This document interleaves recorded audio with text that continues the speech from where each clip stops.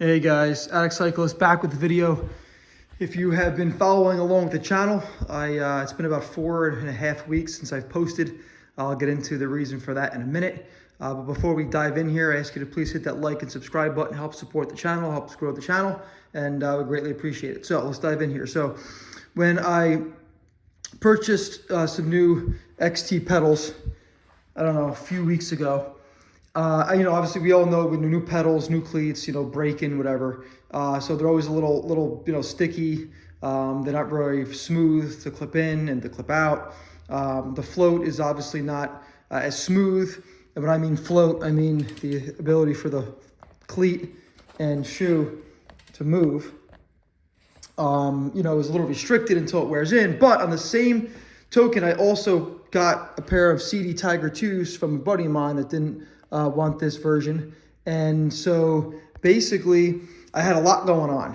So I'm going to dive into my injury in a second. So during Thanksgiving week, I was off of work and I was putting a lot of miles and a lot of hard miles. I was climbing, usually, 15 to 2,000 feet for any given hour and a half to 2 hours, a couple times that week, and rode pretty hard, with some of my friends. And I started having some issues in my IT band in my knee, but I really wasn't thinking anything about it. I was thinking, maybe it's just from overuse. I'm putting in some hard miles this week, so maybe I attributed to that. But I really wasn't thinking about my cleat, right? My shoes being maybe one of the primary issues or causes of my issues, and I'll get into what happened in a minute. So basically, I was putting in some miles at a local park, and it was about 22 degrees. Got out there early. Was planning on doing about 12 to 1,500 feet of climbing in about an hour and a half-ish. And was putting in some good miles. Mile 5, unfortunately, there was a step down with a wooden plank, or actually in this case about a 4x4. And I guess the 4x4 was a little slick and frozen, actually, from maybe retaining some moisture from the rain the 2 days prior. But when I hit it with my front wheel, I washed out bad, going down probably, maybe about 18, 19 miles an hour. And I went down on my left side, right? So I went down on my left side thinking, all right, maybe my hip would have been a little weird. My elbow got banged up. I didn't hit my head at all. So don't mind the Christmas garbage. But I noticed that, my right side was really hurting me. And I was thinking, did I do something on the right side? I know that my IT band has really been bothering me. I wasn't sure if it was piriformis syndrome, IT band syndrome. I was dealing with a lot of, again, issues on the right side, but I've always had problems with the right side. And that contributed back to when I first started cycling and not having enough float in my pedal system. So I was thinking, wait a minute here. So when I went down, right, my right leg, it twisted, right? So when I went down on the left side, right? My right leg stayed stationary because at this time, I'll show you what I did in a minute, I had no float, but just because my IT band was so irritated from overuse and not properly being aligned on the bike because of my cleat pedal interface, or lack of float in this case, it just exacerbated an issue that I was dealing with. And when I twisted, I saw stars.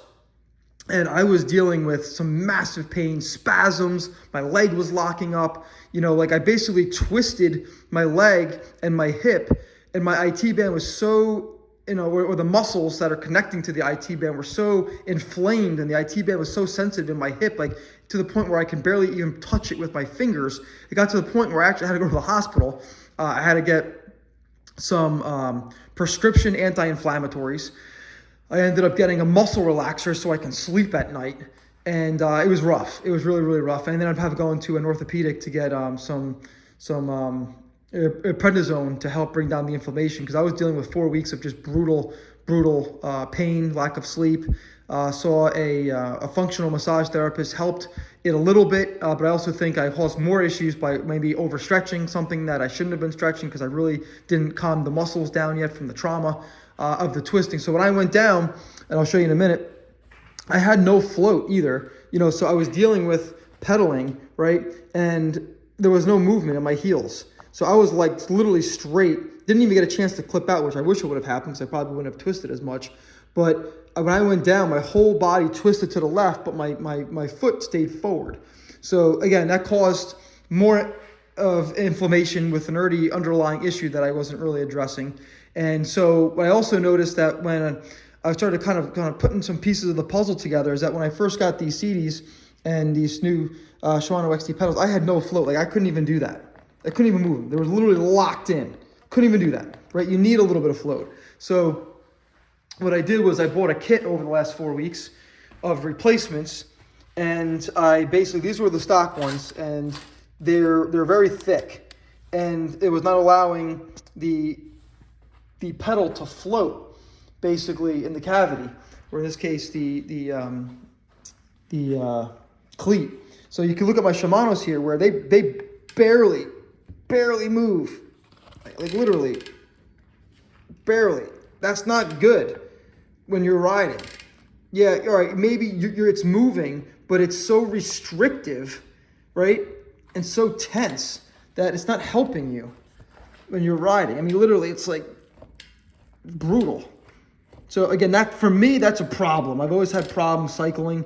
So I use SPD SL yellows, Dura Ace pedals, and then before that, I was a speed plate user. But again, a lot of my issues too are going to go to what I did do during PT 2 years ago to fix some of my knee issues, patella syndrome, was my glutes were weak, my hamstrings were weak. You know, I was riding so much and I wasn't doing any core in the gym. I wasn't doing any compound movements. I wasn't doing any lateral movements. You know, I was just riding 6, 7, 8,000 miles a year and doing nothing else. And that can lead to other muscle imbalances, which you need to address or will have to address at some point. So, you know, I gave up the gym for 6 months. I have a little home set up with a plyo box and some free weights, but I really gave up my strength training for 6 months just because I had much time to ride and go to the gym. So I chose the bike, but long term that actually caused more of an issue. So I was dealing with some issues and some muscle imbalances on the right side. Then you throw in overuse, and then you throw in no float, which this one has a lot of float now, which is really nice, and it's not as restrictive. So it allows your hip and your knee and your ankle to properly move and not fight the alignment of your natural alignment of your body. So something to consider when you're dealing with shoes, or if you're having knee pain, or if you're having hip pain, or you're having IT band syndrome pain.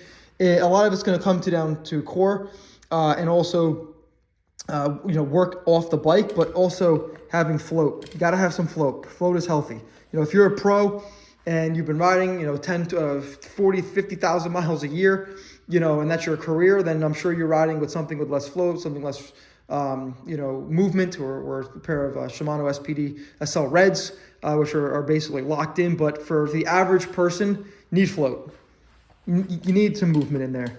So, and you can experiment with this. I actually took my stone wheel and ground down the red, we'll call them, I guess, the sole protectors, right?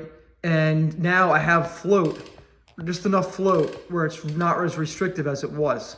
So for me, I'm hoping that will help going forward, but I had to get myself back into the gym. I've been doing some strength training. I've been doing a lot of lateral movements, compound movements, things that I learned in physical therapy when I had issues about 2.5, 3 years ago.